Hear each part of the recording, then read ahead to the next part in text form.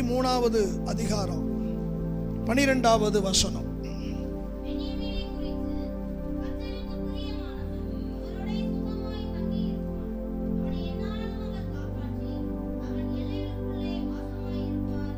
ஒரு அல்லேலூயா சொல்லுங்களேன். ஆண்டவருடைய பரிசுத்த நாமத்துக்கு மகிமை உண்டாவது. தேவனை பிரியப்படுத்துங்கள் அப்படிங்கிற தலைப்பிலே ஆண்டவருடைய வசனத்தை இந்த நாளில் தியானிப்பதற்கு பரிசுத்த ஆவியானவர் நமக்கு உதவி செய்வாராக. தேவனை பிரியப்படுத்துங்கள். ஆண்டவர் உங்களை என்னையும் அழைத்தார், தெரிந்து கொண்டார், வேறு பிரித்தார். நோக்கம் என்ன என்று சொன்னால் அவருக்கு பிரியமான ஒரு வாழ்க்கை வாழ்வதற்காக கர்த்தர் நம்மை தெரிந்திருக்கிறாரு. ஆமென் சொல்லுங்க. கலாத்தியரின் புஸ்தகத்தில் 1வது அதிகாரம் 10வது வசனத்தை நீங்கள் வாசித்து பார்க்கும்போது, நான் மனுஷனையா தேவனையா யாரை நாடி நான் போதிக்கிறேன்? நான் மனுஷரை பிரியப்படுத்துவனாய் இருப்பேனானால் கர்த்தருடைய ஊழியக்காரன் அல்லவே அப்படிங்க. யாரை நாடி நான் போதிக்கிறேன்? என்னுடைய போதனைகள் யாருக்காக இருக்கிறது? ஒருவேளை வசதி வாய்ந்தவர்களுக்காக, நமக்கு கொஞ்சம் வருமானம் கிடைக்கும் என்பதற்காகவா? அல்ல அல்ல அல்ல. என்னுடைய போதனைகள் அது கர்த்தருக்கு பிரியமானதாய் இருக்க வேண்டும் என்று சொல்லி. ஆமென் சொல்லுங்க. எபிரேயருக்கு எழுதின நிருபத்திலே 12வது அதிகாரம் 28வது வசனத்திலே வாசித்து பார்க்கும்போது அங்கே ஆராதனையை குறித்து சொல்லப்படும். ஆதலால் பெறுகிறவர்களாகிய நாம், நல்லா கவனிங்க, அசைவில்லாத ஒரு ராஜ்யத்தை பெறப்போகிற நாம என்ன செய்யணுமா? பயத்தோடும் பக்தியோடும் தேவனுக்கு பிரியமான ஒரு ஆராதனை. அல்லேலூயா. நம்முடைய ஆராதனை கூட தேவனை பிரியப்படுத்துகிறதாய் காணப்பட வேண்டும். கையை உயர்த்தி சொல்லுங்க. ஆண்டவரை பிரியப்படுத்தணும். நம்முடைய துதியா இருக்கட்டும், ஸ்தோத்திரமா இருக்கட்டும், நாம செய்கிற சகல காரியமும் அது தேவனை பிரியப்படுத்துகிற ஒரு காரியமா இருக்கணும். ஆமென் சொல்லுங்க. ஆண்டவருக்கு மகிமை உண்டாவதாக. ஸ்தோத்திரம். இங்கே பென்யமீனை குறித்து சொல்லப்படுகிறது. யாக்கோபு 12 அந்த பிள்ளைகளையும் அழைத்து ஒவ்வொருவருக்கும் சில வாக்குத்தத்தங்களை அவன் கொடுக்கிறான். முற்பிதாக்கள் யாரெல்லாம் என்னென்ன வார்த்தைகளை அருளினார்களோ அதெல்லாம் அவர்களுக்கும் அவருடைய சந்ததிகளுக்கும் பின்தொடர்ந்ததை நாம் பார்க்கிறோம். ஆமாவா இல்லையா? அதனாலதான் இன்னைக்கும் கூட ஒரு பிறந்த நாள் வந்துருச்சு, ஒரு நல்ல நாள் வந்துருச்சுன்னா பெரியவங்ககிட்ட போய் பிள்ளைங்க ஆசீர்வாதத்தை வாங்குவாங்க. எங்களை ப்ளஸ் பண்ணுங்க அப்படிம்பாங்க. அவங்க தொட்டு நீ நல்லா இருப்பையா, நீ நல்லா இருப்ப அப்படின்னு சொல்லுவாங்க.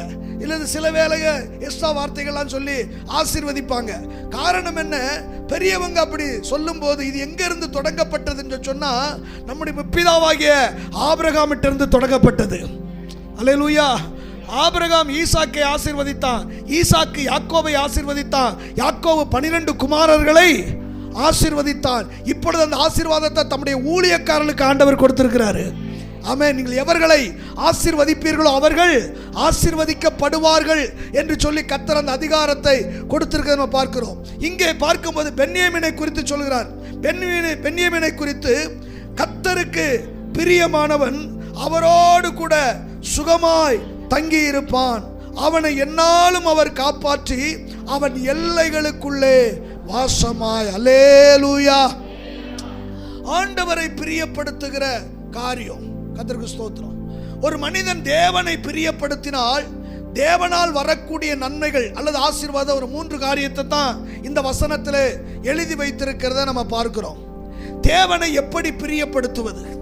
ஒரு மனுஷனை பிரியப்படுத்தணும்னா அவனுக்கு நல்ல தேவையான பொருளை வாங்கி கொடுக்கலாம், வஸ்திரங்களை வாங்கி கொடுக்கலாம், நல்ல ஆகாரங்களை செஞ்சு கொடுக்கலாம். அப்படி செய்யும் போது என்ன ஆகுது? அவங்களை பிரியப்படுத்துகிறோம். அப்போஸ்தலனாகிய பவுல் சொல்லுகிறாரு, எல்லாரும் என்னை போல நீங்கள் இருக்க நான் விரும்புகிறேன் அப்படிங்கிறாரு. காரணம், திருமணமான ஒருவன் தன் மனைவிக்கு பிரியமாய் வாழ பிரயாசப்படுகிறான். திருமணமான தோத்திரம் ஒரு மனைவியானவள் தன் புருஷனுக்கு எப்படி பிரியமாய் வாழலாம் என்று சொல்லி அவள் பிரயாசப்படுகிறான் என்று சொல்லி. காரணம் என்ன? ஒருவரை ஒருவர் பிரியப்படுத்துவதில் இன்றைக்கு உலகம் அவடி வாழ்ந்து கொண்டிருக்கிறது. ஆனால் ரட்சிக்கப்பட்ட ஒரு தெய்வ பிள்ளை யாரை பிரியப்படுத்த வேண்டும் என்று சொன்னால் ரட்சகர் இயேசுவை நாம் பிரியப்படுத்த வேண்டும். அவரை பிரியப்படுத்தத்தான் கர்த்தர் உங்களை என்னை அழைத்திருக்கிறாரு. இருக்கீங்களா? எதுக்கு ஆராதனைக்கு வர்றோம்? அவரை பிரியப்படுத்த. எதுக்கு ஜெபம் பண்றோம்? அவரை பிரியப்படுத்த. எதுக்கு காணிக்கை கொடுக்கிறோம்? அவரை தோத்திரம் பிரியப்படுத்த. அப்ப தேவனை பிரியப்படுத்த வேண்டும். தேவன் எவைகளிலே பிரியப்படுகிறார்? ஒரு சில காரியத்தை சொல்லிட்டு நான் அடுத்து உள்ள கடந்து வருகிறேன். வேத புத்தகத்தில் நீங்கள் லூக்கா எழுதின சுவிசேஷ புஸ்தகம் 3வது அதிகாரம் 21 முதல் 23 வசனங்களை நீங்கள் வாசித்து பார்க்கும்போது, ஜனங்கள் எல்லாரும் ஞானசானம் பெற்று, ஞானசானம் பெற்ற போது இயேசுவும் ஞானசானம் பெற்று அவர் ஜெபம் பண்ணுகையில் திறக்கப்பட்டது.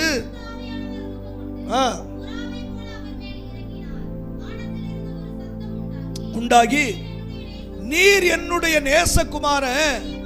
கையை உயர்த்தி ஒரு அலையிலே சொல்லுங்களேன். தோத்திரம்.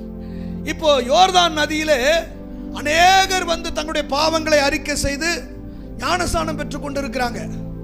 இப்போ அதுல ரட்சகர் இயேசு தேவகுமாரன், தோத்திரம், இப்ப மனுஷகுமாரனாய் பிறந்திருக்கிறாரு. அவரும் அந்த கூட்டத்தில் வந்து என்ன செய்கிறாரு? ஞானஸ்நானம் எடுக்க வருகிறார். அவர் ஞானஸ்நானம் எடுக்கும் போது அவருடைய வயசு எத்தனை?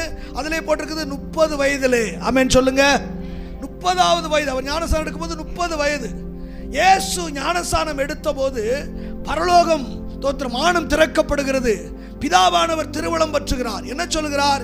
இவர் அல்லது நீர் என் நேசகுமாரன், உம்மேலே நான் பிரியமாயிருக்கிறேன். அல்லேலூயா. அப்ப தேவனை பிரியப்படுத்துகிற ஒரு காரியம் என்ன என்று சொன்னால், ஞானஸ்நானம் எடுப்பது தேவனுக்கு பிரியமான ஒன்று. ஆமென். ஒருவேளை இங்கு ஞானஸ்நானம் எடுக்காத யாராவது இருப்பேன் என்று சொன்னால், ஞானஸ்நானத்தை நாம் எடுத்துக்கொள்ள வேண்டியது நமக்கு அவசியமான ஒன்று. ஞானஸ்நானத்தை குறித்து இயேசு சொல்லுகிறார். இயேசு ஞானஸ்நானம் எடுக்க வந்தபோது யோவான் ஸ்நானகன் தடை செய்கிறான். தடை செய்த போது, தோத்திரம், நான் உம்மாலே ஸ்நானம் பெற நீர் என்னிடத்தில் வரலாமா என்று கேட்டபோது இயேசு சொல்லுகிறார், இப்பொழுது இடம் கொடு, இப்பொழுது இடம் கொடு. இப்படி எல்லா நீதியும் நிறைவேற்ற வேண்டியது நமக்கு அவசியம். அப்ப ஞானஸ்நானங்கிறது என்ன? தேவனுடைய நீதியை நிறைவேற்றுவது. ஆமா, நீங்களும் நானும் அவருடைய நீதியை என்ன செய்ய வேணும்? ஞானஸ்நானம் எடுத்த பிள்ளைகள்லாம் அவருடைய நீதியை நிறைவேற்றி இருக்கிறாங்க. அப்ப ஞானஸ்நானம் எடுக்காதவங்க அந்த நீதி என்ன செய்யணும்? நீதி என்ன? தேவ வார்த்தையை நிறைவேற்றணும். அதுதான், தோத்திரம். பேதுரு அழகாக எழுதுகிறார். ஞானஸ்நானம் என்பது என்ன? அது மாம்ச அழுக்கை நீக்குதலாய் இராமல் தேவனை பற்றும் நல் மனசாட்சியின் உடன்படிக்கையாயிருந்து நம்மையும், ஒரு அலையிலேயே சொல்லுங்க, அது மாம்ச அழுக்கை கழுவக்கூடியதா இல்லாதபடிக்கு நல் மனசாட்சியின் ஒரு உடன்படிக்கை. எப்படி திருமணமாக போறவங்க, ஆமா, கணவன் மனைவி ஆக போறதுக்கு முன்னாடி நிச்சயார்த்தம் பண்ணுவாங்களோ, அதுபோல ஒரு உடன்படிக்கை பண்ணுகிற ஒன்று. அந்த உடன்படிக்கை 2 பேரும் காத்துக்கொள்ளணும். இன்னாருக்கு இன்னாரு அப்படின்னு அந்த 2 பேருமே அந்த உடன்படிக்கை என்ன செய்யணும்? காத்துக்கொள்ள வேண்டும். அதுபோலவே ஞானஸ்நானத்தில் நம்ம தேவனோடு கூட என்ன செய்கிறோம்? உடன்படிக்கை. உடன்படிக்கை அப்படின்னு என்ன? ஆண்டவரே, நான் இனி உமக்கு மட்டும்தான் சொந்தம். ஞானஸ்நானம் எடுத்தவங்க எல்லாம் நீங்க அவருக்கு மட்டும்தான் சொந்தமா இருக்கீங்களா? அவருக்கு மட்டும் சொந்தம்னா அவருக்கு பிரியமானதை மட்டும்தான் நம்ம செய்யணும். அல்லேலூயா. ஏன்னா ஞானஸ்நானத்தில் அவரோடு கூட நம்ம நினைஞ்சிருக்கிறோம், உடன்படிக்கை செய்திருக்கிறோம். கர்த்தருக்கு ஸ்தோத்திரம். உடன்படிக்கை அப்படின்னா என்ன? இயேசு ஞானஸ்நானம் எடுத்தார். பரலோகம் சந்தோஷப்பட்டு பிதாவானவர் சொல்லுகிறார், ஆமா, உம்மேல நான் பிரியமாய் இருக்கிறேன், நீர் என் நேசகுமாரன், உம்மேல நானு. காரணம் என்ன? ஸ்தோத்திரம். அவர் ஞானஸ்நானம் பெற்றது அது பிதாவுக்கு பிரியமான ஒன்று. கைகளை உயர்த்தி ஒரு அல்லேலூயா சொல்லுங்க.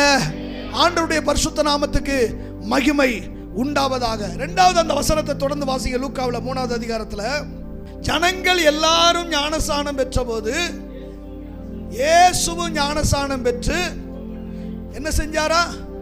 ஜெபம் பண்ணுகையில். அல்லேலூயா. கவனிங்க, தோத்திரம். ஜெபம் பண்ணுகையில் வானம் திறக்கப்பட்டது. பிதாவானவர் திருவுளம் பற்றுகிறார். நீர் என். அப்ப தேவனை பிரியப்படுத்துகிற 2வது காரியம் என்னன்னா, யார் மேல பிரியப்படுறாருன்னா, ஜெபிக்கிறவர்கள் மேல தேவன் பிரியப்படுகிறாரு. ஆமென் சொல்லுங்க. எல்லாரும் ஞானஸ்நானம் எடுத்தாங்க ஐயா. எல்லாரும் ஞானஸ்நானம் எடுத்து எரிஞ்சிட்டாங்க. அவங்க வாட்டுக்கு கடமை முடிஞ்சுட்டு போய்கிட்டு இருந்தாங்க. ஆனா இயேசு ஒருவர் தான் ஞானஸ்நானம் பெற்ற உடனே ஜெபம் பண்ணினார். நான் சொல்றேன், இன்னைக்கும் ஜெபிக்கிறவர்களுக்கு வானம் திறக்கப்படுகிறது. அல்லேலூயா. ஜெபம் பண்ணுகிறவர்களுக்கு வானம் திறக்கிறதுங்க. ஜெபம் பண்ணணும். யாரெல்லாம் ஜெபிக்கிறார்களோ ஜெபிக்கிற பிள்ளைகள் மேல தேவன் பிரியப்படுகிறாரு. ஜெபம் தேவனை பிரியப்படுத்துகிற ஒன்று என்பதை மறந்து விடக்கூடாது. இன்னைக்கு நிறைய பேருடைய வார்த்தை என்ன தெரியுமா? எங்களால் ஜெபிக்கவே முடியல, எங்களால் ஜெபம் பண்ண முடியல. சில பேருக்கு ஜெபம் பண்ண தெரியல. ஒருத்தருக்கு முடியல, ஒருத்தருக்கு தெரியல. தோத்துரு. இன்னைக்கு நிறைய பேர் சொல்றது, நான் சொல்றேன், ஜெபிக்க முடியாட்டாலும் நீங்க ஜெபம் பண்ணணும், ஜெபம் பண்ணுங்க. ஜெபிக்க தெரியாட்டாலும் தோத்துரு. சீசர்கள் வந்து கேட்டாங்க, ஆண்டவரே, யோவான் ஸ்நானகன் தன் சீசர்களுக்கு ஜெபிக்க கற்றுக் கொடுத்தது போல நீர் எங்களுக்கு என்ன செய்யணும்? நான் சொல்றேன், அத்தனை வருஷம் கூடவே இருக்கிறாங்க. அவங்களுக்கெல்லாம் பேர் என்ன தெரியுமா? அப்போஸ்தலர்கள். அப்போஸ்தலர்களுக்கே ஜெபிக்க தெரியலன்னு சொன்னா நம்மளை பாராட்டத்தான் செய்வாருங்க ஆண்டவர். ஆனா அப்போஸ்தலர்கிட்ட காணப்பட்ட ஒரு சுபாவம் என்ன தெரியுமா? அவங்க வந்து கேட்கிறாங்க, எங்களுக்கு ஜெபிக்க சொல்லித்தாங்கப்பா. ஏன்னா நீர் வாட்டுக்கு போறீரு, தோத்துரும், மணிக்கணக்கா என்ன செய்யறாரு? ஜெபம் பண்றாரு.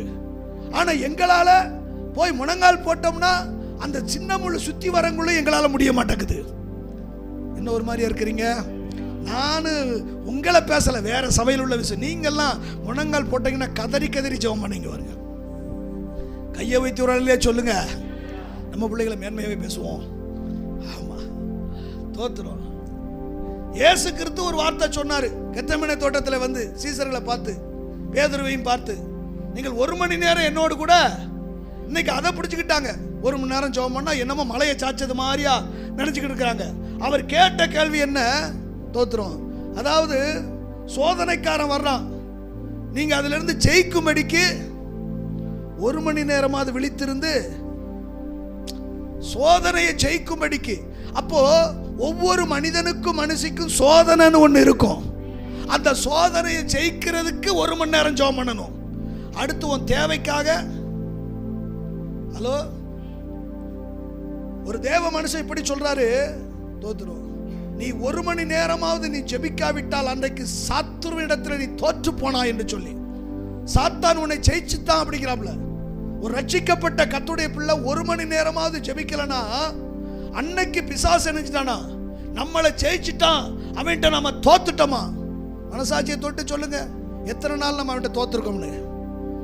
நம்ம தோத்துட்டோம்னா என்னன்னா, அவன் ஜெயிச்சுட்டான்னா பிரச்சனை அதனாலதான், பலவீனம் அதனாலதான், போராட்டம் அதனாலதான், பாடுகள் அதனாலதான். இந்த பிரச்சனை போராட்டம் எல்லாம் வேதம் சொல்லுதுங்க, தோத்துரும்.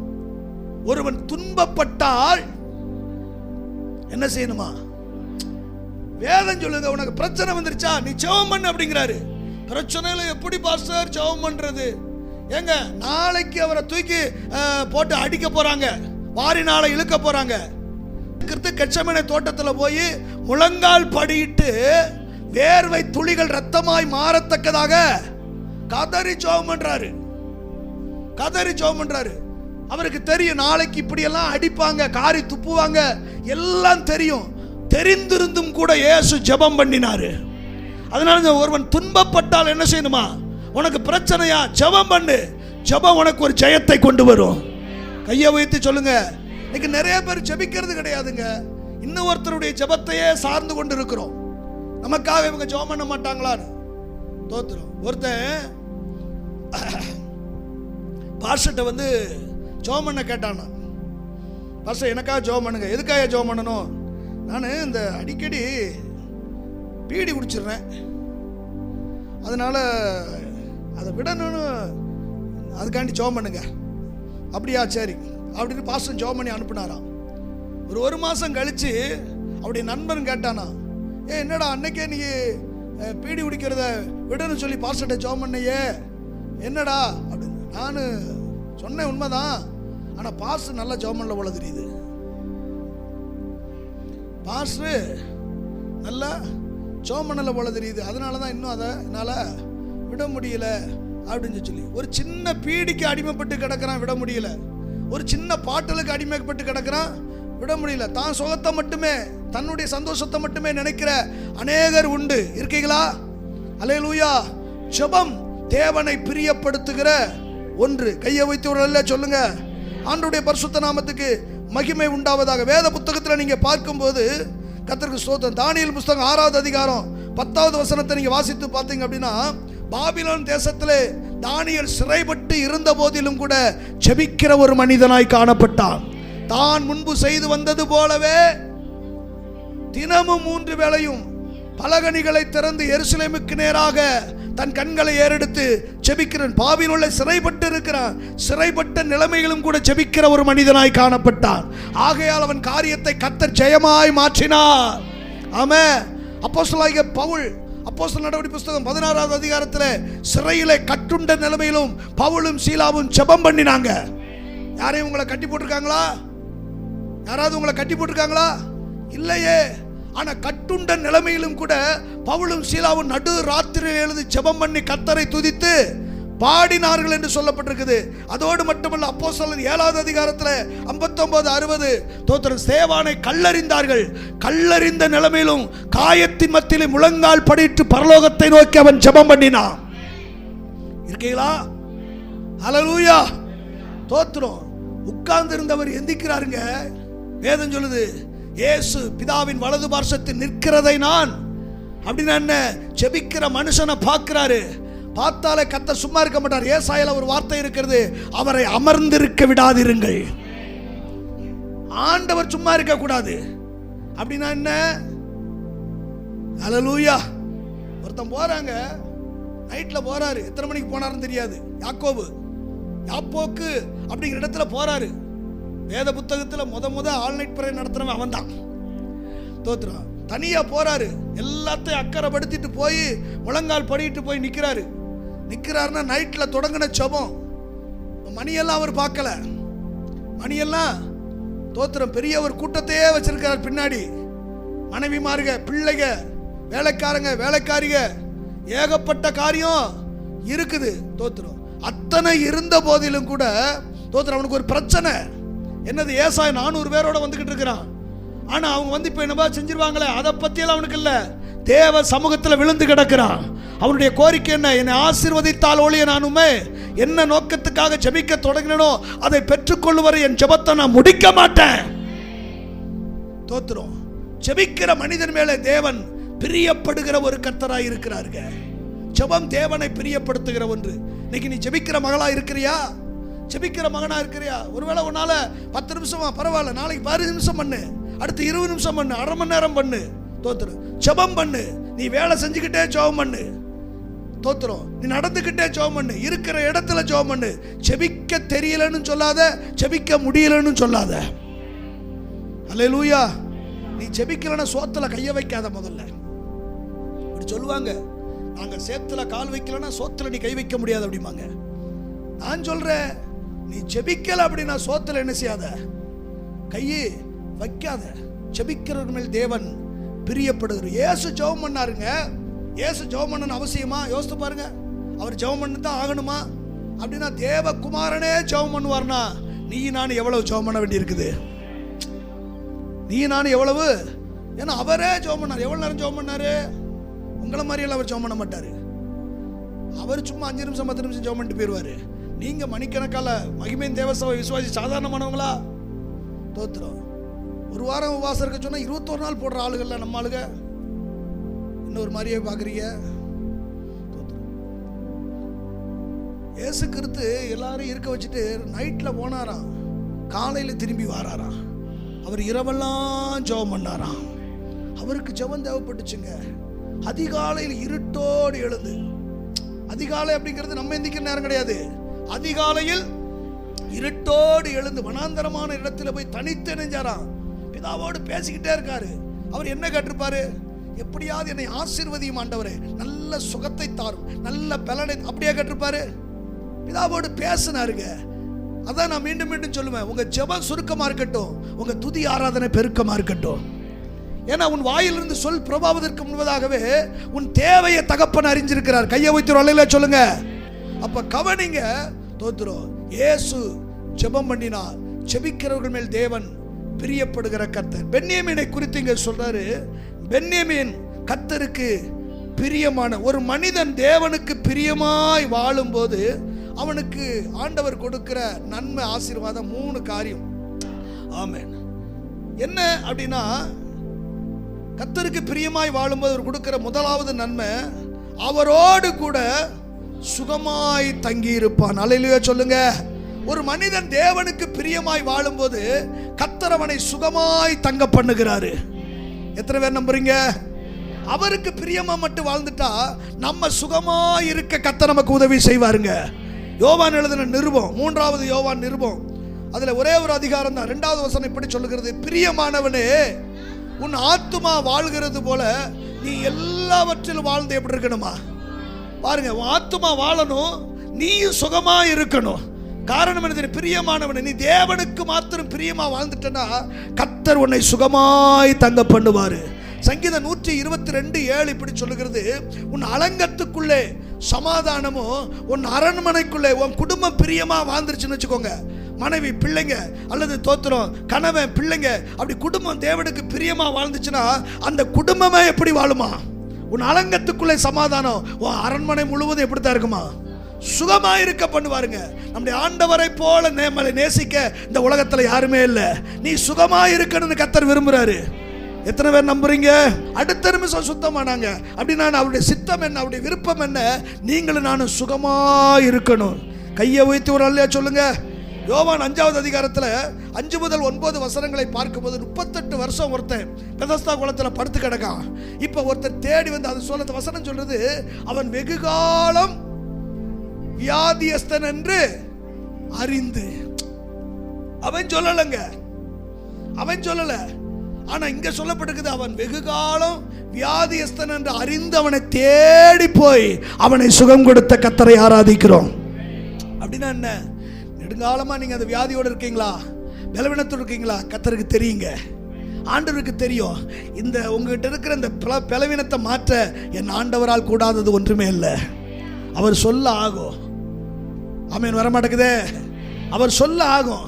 ஒரு வார்த்தை சொன்னா போதும். 100க்கு அதிபதி கேட்கிறான் பாருங்க, வேலைக்காரன் அவனுக்கு பிரியமானவனா? வேலைக்காரன் 100க்கு அதிபதிக்கு பிரியமானவனா? தோத்துரும். அவன் மூப்பர் இடத்துல சொல்லி விடுறான், இந்த மாதிரியா என் வேலைக்காரருக்காக ஜெபம் பண்ணியானு. நல்ல ஒரு எஜமான் பார்த்தீங்களா? இன்னைக்கு இருக்கிற முதலாளி அப்படியா? சுகம் இல்லைன்னு சொல்லி நீங்கள் வீட்டில் இருந்துட்டு அவங்க முதலாளி பார்த்து பரவாயில்ல ரொம்ப பரிதவிக்கிறான், அவனுக்காக நான் போய் பிரார்த்தனை பண்ணுறேன் அப்படின்னு சொல்கிற முதலாளி மாதிரி இருக்காங்களா? அவனுக்கு என்ன நோக்காடு? அடிக்கடி லீவ் போட்டுருக்கிறதா நான் வேலையை விட்டு தூக்கிடுவேன் அப்படி வேணா சொல்லுவாங்க. ஆனால் அந்த எஜமான், அந்த முதலாளி சொல்கிறான், தோத்திர மூப்பர்கிட்ட போய் இயேசு பற்றி நான் கேள்விப்பட்டிருக்கிறேன், அவர் வியாதிகளை என்ன செய்கிறாரு, சுகமாக்குறாரு, இந்த வேலைக்காரனுக்காக நீங்கள் போய் வேண்டிக் கொள்ளுங்க அப்படின்னு வேதம் சொல்லுது. மூப்பர்கள் போய் அவரிடத்துல கருத்தாய் வேண்டிக் கொண்டார்களாம். ஆமாம், ஏன்னா இந்த தயவு செய்வதற்கு அவன் பாத்திரவனாக இருக்கிறான். நாமெல்லாம் கூடி ஆராதிப்பதற்கு நமக்கு ஒரு ஜெப ஆலயத்தை கட்டி கொடுத்துருக்கிறான். அவன் புறஜாதியாங்க, புறஜாதிக்க கூட ஆண்டவருக்காக எதையாவது செய்கிறாங்க. ஆனால் நமக்கு அந்த இருதயம் சில வேளைகளில் வரவே மாட்டேக்கு. சபைக்கு என்ன தேவை இருக்குது, பாஸ்டர் ஏதாவது அறிவு கொடுத்தாரா, அதை நம்ம ஏதாவது செய்ய முடியுமா, அந்த எண்ணம் நமக்குள்ள என்ன செய்ய மாட்டேங்குது, வரவே மாட்டேங்குது. கையை ஊத்தி ஒரு அல்லேலூயா சொல்லுங்க. அல்லேலூயா. ஆண்டவருடைய பரிசுத்த நாமத்துக்கு மகிமை உண்டாவதாக. பாருங்க, வியாதியஸ்தன் நெடுகாலம் வியாதியஸ்தன் என்று கண்டு அவனை போய் தொட்டு சுகமாக்கினாரா அப்படின்னு சொன்னா, ஒன்றை புரிந்து கொள்ளுங்க, நீங்கள் தேவனுக்கு பிரியமாய் வாழ தொடங்கிட்டா கர்த்தர் உங்களை சுகமாய் இருக்க பண்ணுவா. உங்க சரீரத்தில் ஆரோக்கியமா நீங்க இருக்கணும்னு கர்த்தர் விரும்புறாரு. ஏன்னா பலவீனத்தோடு இருக்கிறத கர்த்தர் ஒரு நாள் என்ன செய்யல, அவரே சொல்ல, நான் உனக்கு ஆரோக்கியம் வர பண்ணுவேன், என்னால் அது முடியும். ஆமேன்னு சொல்லுங்க. ஏதாவது உள்ள பாற்று பாலாய் போச்சு, அது செயல்படாது அப்படின்னா சொல்லி இல்லாத ஒன்றை இருக்கிறதாக அழைக்கிறவர் கர்த்தர் சொன்னார்னா அது உண்டாகும். அப்படியே எந்த பகுதியோ கையை வச்சு சொல்லுங்க, இயேசுவின் நாமத்தில் சொல்றேன் செயல்படு, இயேசுவின் நாமத்தில் சொல்றேன் இது உண்டாகட்டும்.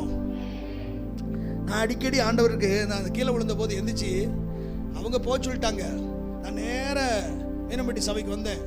கிளை சபையில் வந்து நின்றுட்டு சொல்றேன், ஆமா சாத்தானே, நீ எத்தனை முறை என்னை கீழே விழ பண்ணாலும், இப்படித்தான் சொன்னேன், எத்தனை முறை நீ என்னை கீழே விழ பண்ணாலும் இந்த சரீரத்தை அழிக்கிறதுக்கு வேணா உனக்கு அதிகாரம் இருக்கலாம், ஆனால் என் ஜீவனை தொடுவதற்கு உனக்கு அதிகாரம் இல்லை.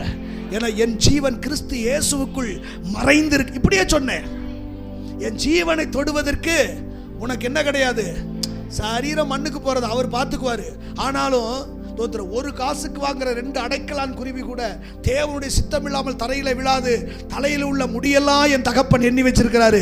அவர் அனுமதி இல்லாம என்ன தொட முடியாது. அடுத்த ஆண்டவர் சொன்ன, ஆண்டவரே என்னை எந்த விதமான முடிவில்லாதபடிக்கு என்னை கிருபையாய் பாதுகாத்தீரே. ஒரு அல்லேலூயா சொல்லுங்க. ஆண்டவருக்கு மகிமை உண்டாகட்டும். நான் சொல்ல, தேவன் அனுமதிக்காம சத்துரு நம்மளை தொடவே முடியாது. பலவீனமா வந்து பாரு, போட்டு பார்ப்போமே. பலவீனமா நீயா நானா? நீங்க நீயா நானா அங்க கோபிநாத்திட்ட போயிடாதீங்க. தோத்துரும். பலவீனமா பரவாயில்ல, வந்து பார்க்கட்டுமே. சர்வ வல்லவர் என்னோடு இருக்கிறாரு. சுகம் தருகிற கர்த்தர் என்னோடு இருக்கிறாரு. பலவீனத்தை மாற்றுகிற தெய்வம் என்னோடு இருக்கிறாரு. அறிக்கை எடுங்க. பலவீனம் உங்களை பார்த்து பயப்படணும். பிரச்சனை உங்களை பார்த்து பயப்படணும். நம்ம பயப்படக்கூடாதுங்க. அவன் வேலையை நம்மளை பயமுறுத்துறது. என்ன தைரியமா சொல்லுங்க, சாவா பரவாயில்ல, தோத்துரும். தேகத்தை விட்டு பிரிந்து கிறிஸ்துவோடு கூட இருக்க நான் ஆசைப்படுகிறேன். இங்க இருந்தா கர்த்தர் என் கூட இருக்க போறாரு. இங்க இருந்து போனா நான் கர்த்தரோடு இருக்க போறேன். எங்க போனாலும் கர்த்தர் தான் நமக்கு. கையை உயர்த்தி அல்லேலூயா, தோத்துரும். அப்போ ஒன்று என்னன்னா, சுகத்தை விரும்புகிறவன். நீங்க சுகமா இருக்கணும்னு ஆசைப்படுறார். இரண்டாவது காரியம் 12 வாசிங்க. குறித்து கர்த்தருக்கு பிரியமானவன் அவனை என்னாலும் அவர் என்ன செய்வாரா? இரண்டாவது தோத்திரம். எங்க ஆமா, நான் பெத்து வளர்த்த என் பிள்ளை என்ன காப்பாத்துவான். என் கண்ணுக்குள்ள வச்சு நான் வளர்த்திருக்கேன், என்ன அவன் காப்பாத்துவான். சிங்கம் போல வளர்த்திருக்கிறேன், கடிச்சிட்டு போயிடுவான். தோத்திரம். உன்னை என்னையும் காப்பாத்துறது கர்த்தர் மட்டும்தான். என்னாலும் காப்பாத்துவாராம். ஒரு நாள் 2 நாள் இல்லைங்க. தோத்திரம். இஸ்ரவேல் ஜனங்கள் வனாந்தரத்தில் 40 வருஷம் தோத்திரம், ஒரு நாளும் பட்டினி ஓட விடல, ஒரு நாளும் பசியா இருக்க விடல. இவங்க தான் கொழுப்பு பிடிச்சி கொஞ்சம் கத்துறாங்கள ஒளிஞ்சு கறிக்கு ஆசைப்பட்டு சண்டை போட்டாங்க. அதை கேட்கிற விதத்தில் கேட்டிருந்தா கத்த நிச்சயமா கேட்டதை கொடுத்தாரு. கொடுத்து ஏன் அடிச்சாரு அப்படின்னா, மிகுந்த இச்சை உள்ளவர்களாக இருந்தாங்களாம். இச்சைனாலும் அடிபட்டாங்க. நம்ம சொல்றேன், நம்முடைய தெய்வத்தை போல அன்பு நிறைந்தவர் வேற யாருங்க? வாரி அணைக்கிறவர். அண்ணன் சொன்னாங்களே, இந்த இளையகுமாரன் மூத்த குமாரன் 2 பேரும் காரியம். இளையகுமாரன் ஆஸ்தியை பிரிச்சுட்டு போய் இருக்கதெல்லாம் அழிச்சிட்டு தோத்தர் வெறுங்கையும் வீசன கையுமா வாரான். ஆனா வர்றவனை பார்த்த உடனே, ஏண்டா இருக்கதெல்லாம் இப்படி அழிச்சிட்டு தோத்திரம் கொழுப்பு பிடிச்சவனே, திமிரு பிடிச்சவனே, பேசலையே. எதிர்நோக்கி தகப்பன் ஓடினானா. ஓடி போய் அப்படி கெட்டி சேர்ந்து பிடிச்சு அவன் வஸ்திரத்தை எல்லாம் களைய சொல்லி புதிய வஸ்திரத்தை உடித்து மோதிரத்தை அணிந்து பாதரட்சை போட்டு விருந்து வச்சு கொண்டாடினாராம். அல்லேலூயா. ஒரு கெட்டு போய் வந்தவனையே கர்த்தர் விருந்து வச்சு கொண்டாடுவார்னா, நீங்களும் நான் அவருக்கு பிரியமா இருக்கிறோமே, சும்மா விட்டு வராங்க நம்மள. அல்லேலூயா. இந்த புறஜாதிகள் கண்கள் காண நம்முடைய தலைகளை உயர்த்தியே தீர்வாரு, நம்மளை மேன்மைப்படுத்தியே தீர்வாரு. நம்புவோம் நம்ம.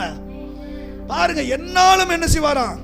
அவனை காப்பாற்றுவாராம். யோசுவாவின் புத்தகம் 24:17 இப்படி சொல்லுகிறது. யோசுவா 24:17.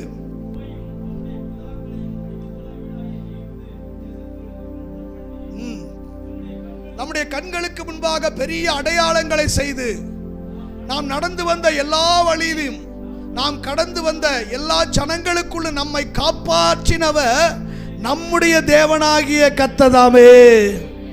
கடந்து வந்த வழிகளா இருக்கட்டும், நம்ம சுற்றி இருக்கிற ஜனங்களா இருக்கட்டும், அதுக்குள்ள கூட தான் நடத்தி வந்தாரு. ஆனா அத்தனை முரட்டாட்டம் உள்ள பயங்கரமான ஜனத்தின் நடுவாகையும் நம்மை காப்பாற்றி வந்தவர் நம்முடைய தேவனாகிய. யோசுவாக்கு அந்த உணர்வு இருக்குதுங்க. நான் கடந்து வந்த வழிகள் எல்லாம் என்னை காப்பாற்றினது என்னுடைய தேவனாகிய கர்த்தர்.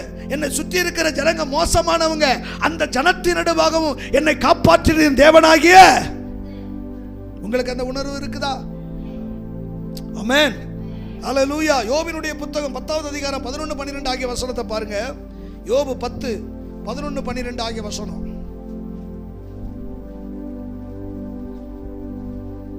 என்னங்க? தோளையும் சதையும் எனக்கு தரித்து நரம்புகளால் என்னை இசைத்தீர், ஜீவனை தந்ததும் அல்லாமல் எனக்கு பாராட்டினீர், என் ஆவியை காப்பாற்றினது. அல்லேலூயா. அவர் சொல்ல, தோல் சதை நரம்பு எல்லாம் எனக்கு தந்துட்டு உம்முடைய பராமரிப்பு. ஆமா, அவர் சொல்ல பாருங்க, எனக்கு பாராட்டினீர், உம்முடைய பராமரிப்பு என் ஆவியை காப்பாற்றினீர். இந்த ஆவி அது தேவன் தந்த தீபமா இருக்குது. அவர் கையில இருக்குதுங்க. அவருடைய கையில நம்முடைய ஜீவன் இருக்குது. இப்ப தீபம் எரிஞ்சுக்கிட்டு இருக்குது. என் கையில பார்த்துக்கோங்க தீபம். உங்க பேரை யார் பேரையாவது வச்சுக்கோங்க. இதுல இப்போ இந்த கையை மூணுன்னா தீபம் அணைஞ்சிரும். இப்போ தீபம் எரியணுமா அணையணுமான்னு நீங்களே பார்த்துக்கோங்க. நம்முடைய ஜீவன் கர்த்தர் தந்த தீபமா இருக்குது. பாருங்க, அவர் சொல்றார், உம்முடைய பராமரிப்பு என் ஆவியை, இந்த உயிரோடு இருக்கிறது கர்த்தர் நம்மளை காப்பாற்றி வர்றாருங்க. நம்முடைய ஜீவனை காப்பாற்றி வர்றாரு. சில பலவீனம் எங்க போயிருவோமா? நான் சொல்றேன், பயப்படாதீங்க, அதெல்லாம் போக மாட்டோம். வசனத்தை படிங்க. நீ உன் பிள்ளைகளையும், பிள்ளைகளை பார்த்துட்டீங்களா? எனக்கு வேற ஒரே ஒரு ஆசை, எப்படியாவது என் பிள்ளைய மட்டும் கண்ணில் பார்த்துட்டு நான் போயிடணும். பிள்ளைய கொடுத்துட்டு கொண்டு விடுவார், பார்த்துக்கோங்க. ஆண்டவர் நல்லவர் நினைக்கிறீங்க, சில வேளையில் மோசமானவரும் கூட. நான் என் வாழ்க்கையில் 5-6 வருஷம் குழந்தை இல்லாமல், கல்யாணம் முடிச்சு குழந்தை இல்லாமல் இருந்தேன். ஏன்னா வெளியே நல்லா ஆண்டவரை பற்றி நல்லா சொல்லிக்கிட்டு வச்சுக்கிட்டுலாம் தெரிஞ்சேன். ஆனால் குழந்தை இல்லைங்கிற ஒரு பெரிய ஒரு தாக்க வேதனை எனக்குள்ளே இருந்துச்சு. அது பயங்கரமான காயம், மனசுக்குள்ளே அவ்வளோ வலி இருந்துச்சு. நாங்கள் 2 பேரும் கணவன் மனைவியும் கையை பிடிச்சி சோமன்றோம், ஆண்டவரே எங்களுக்கு ஒரு குழந்தையை தாங்க, எங்களுக்கு குழந்தையை கொடுத்தாவது என்ன செய்யுங்க, எடுத்துக்கோங்க. ஜெபம் குழந்தைக்கு. ஏன்னா எங்களை பார்த்து அப்படி சொல்லிடக்கூடாது, எப்படி சொல்லுவாங்கன்னு புரிஞ்சுக்கோங்க, அப்படி சொல்லிடக்கூடாது, கொடுத்தாவது எடுத்துக்கோங்க அப்படின்னு சொல்லி ஜெபம் பண்ணுறேன். அது வரைக்கும் எத்தனையோ ஜெபம் பண்ணியிருக்காங்க, கேட்கல. இந்த ஜெபத்தை கேட்டாரு. மறுமாசமே அந்த அம்மாவுக்கு ஆண்டவர் குழந்தை பாக்கியத்தை கொடுத்தாரு. 10 மாதம் கழிச்சு குழந்தை பிறந்துச்சு. 3ஆம் நாள் செத்து போச்சு. அதனால ஜெபம் பண்ணும்போது கூட பார்த்து என்ன செய்யுங்க. ஆமா, பிள்ளைய பார்த்துட்டு நான் செத்துனேன். பிற பிள்ளை யார் வளர்க்க? வேதம் சொல்லுது, நீ உன் பிள்ளைகளையும் பிள்ளைகளுடைய பிள்ளைகளையும். பிள்ளைய பார்த்த நீ அப்படின்னா என்ன? பேதர் சந்தோஷமா உறங்கிட்டு இருக்காங்க. ஒரு நாள் உயிருக்கு பயந்தவன் என்ன அப்படின்னா, சிறையில் போட்டிருக்கிறாங்க. அப்போஸ்தலர் 12வது அதிகாரத்தில். இப்போ பண்டிகை நாள், அதனால இவனை இன்னைக்கு கொல்ல வேண்டாம், மறுநாள் போட்டுருவோம் அப்படின்னு அது இவனுக்கு தெரியும். ஆனா ஆளு நல்லா உறங்கிட்டு இருக்கிறாரு. ஒரு அல்ல சொல்லுங்க, நாளைக்கு சாக போறவனுக்கு உறக்கம் வருமா? நம்மால் உறங்குறாங்க. நம்ம சபையை சேர்ந்ததுதான் பேதுரு. எந்த நிலையிலும் உறங்கிட்டு சாவோம். இல்லை இல்லை இல்லை, அவனுக்கு ஆண்டவருடைய வார்த்தையின் மேல ஆழமான நம்பிக்கை. ஏன்னா கர்த்தர் யோவான்ல தீர்க்க தரிசனமா சொல்லியிருக்கிறாரு, நீ இளவயதாய் இருக்கும்போது உன் அறையை நீ கட்டி கொண்டாய், நீ முதிர் வயதாய் இருக்கும்போது வேறு ஒருவன் உன் அறையை கட்டி நீ அறியாத வழியிலே உன்னை அவன் நடத்தி செல்வான். அப்படின்னா என்ன? முதிர் வயதில் அறையை கட்டுவாட, அப்ப நான் கிழவன் அறை வரைக்கும் இருப்பேன், நான் சாக மாட்டேன். அந்த வசனம் உங்களுக்கு நம்பிக்கை இருக்கா? என் பிள்ளைகளை பார்த்துக்கோங்க, அடிக்கடி எனக்கு இப்படி வருது, நான் செத்துருவ போல தெரியுது. சாக மாட்டேன், நீ சாக மாட்ட. சாவதுக்கா ஆண்டவர் உன்னை வச்சிருக்கிறாரு. உன் மூலமாய் அவர் தம்முடைய நாமத்தை மகிமைப்படுத்த விரும்புகிறாரு. ஆமென் சொல்லுங்க. அதனால அவர் என்னாலும் உன்னை காப்பாற்றுகிறவர். 139ஆம் சங்கீதம் 13ஆம் வசனத்தை நீங்க வாசித்து பாருங்க. 139:13 சங்கீதத்துல, அறிந்திருக்கிறீர் என் தாயின் கற்பத்தில என்ன நினைஞ்சீரா? எங்க காப்பாத்தினாரா? நீங்க உங்க அம்மா வயிற்றுல உருவாகும் போது. எத்தனை பேர் சொல்றாங்க 2 மாசங்க, 3 மாசங்க, 5 மாசம். ஆனா அது இப்படி ஆயிருச்சுங்க, இப்படி ஆயிருச்சுங்க. ஆனா அப்படி எல்லாம் ஒருவேளை ஆயிருந்தான்னு வச்சுக்கோங்க, பவித்ரா ஜன்னல் ஓரமா வந்து உட்கார்ந்துருக்க முடியாதுப்பா. சரியா? தோத்திரம். கண்டிப்பா வந்து உட்கார்ந்துருக்கவே முடியாது. அப்படின்னா என்ன? தாயின் கற்பத்திலிருந்தே நம்மளை என்ன செய்யறான்? காப்பாற்றி வர்றவர். அவர் காப்பாற்றினவர், இப்பொழுதும் காப்பாற்றுகிறவர், இனிமேலும் காப்பாற்றுவார். அல்லேலூயா. ஆனா ஆண்டவர் எதிர்பார்க்கிறது, நீ எனக்கு பிரியமா மட்டும் நீ வாழு, நான் உன்னை காப்பாற்றுவேன். 3வது காரியத்தை சொல்லி முடிக்கிறேன். தோத்திரம். அந்த வசனத்தை வாசிங்க. பென்யமின்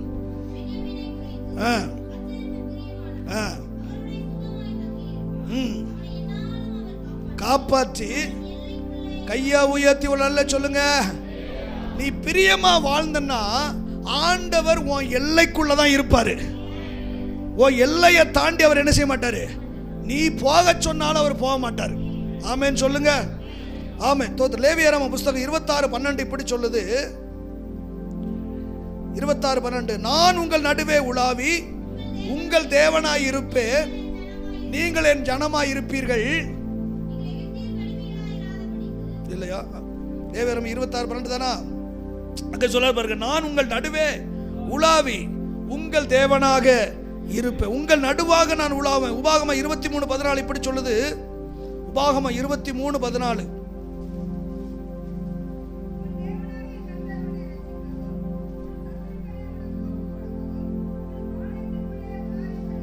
அல்லேலூயா சொல்லுங்க.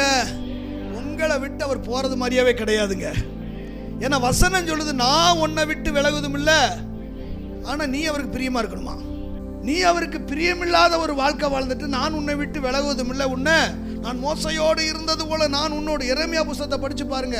ஆண்டவரே, நீர் எங்களை விட்டு போகாதிரு, நீர் வழிப்போக்கனை போல இருப்பானேன், விடாய்த்து போன ஆத்மாவை போல எங்களை விட்டு நீங்க என்ன செய்யாதீங்க அப்படின்னா, என்னால உன் கூட இருக்க, உன் பாளையத்தில் என்னால இருக்க முடியாது, உன் குடும்பத்தில் என்னால இருக்க முடியாது அப்படிங்கிறாரு.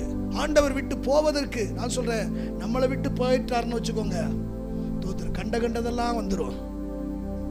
அல்லேலூயா. அவர் நம்மளை விட்டு போய்விடவே கூடாது. அப்படின்னா என்ன? அவருக்கு பிரியமான ஒரு வாழ்க்கை நீங்கள் வாழ்வீர்கள் என்று சொன்னால் அவர் என்ன செய்வார்னா, உன் எல்லைக்குள்ளே அவர் என்ன செய்வார், அவர் வாசம் பண்ணா, ஆமாம், அவர் மட்டும் வாசம் பண்ணா உன்னை தேடி எல்லாம் கடந்து வரும். நீ சுகமாய் நீ வாழ்ந்திருப்ப, நீ ஆசீர்வாதமாய் இருப்ப. ஆனபடினால் தெய்வ பிள்ளை, ஆண்டவருடைய எதிர்பார்ப்பு, பெண்ணியமினே நீ எனக்கு பிரியமான ஒரு பிள்ளையாய் மட்டும் நீ வாழ்ந்து பாரு, கர்த்தர் உனக்குள்ளே உலாவுவா.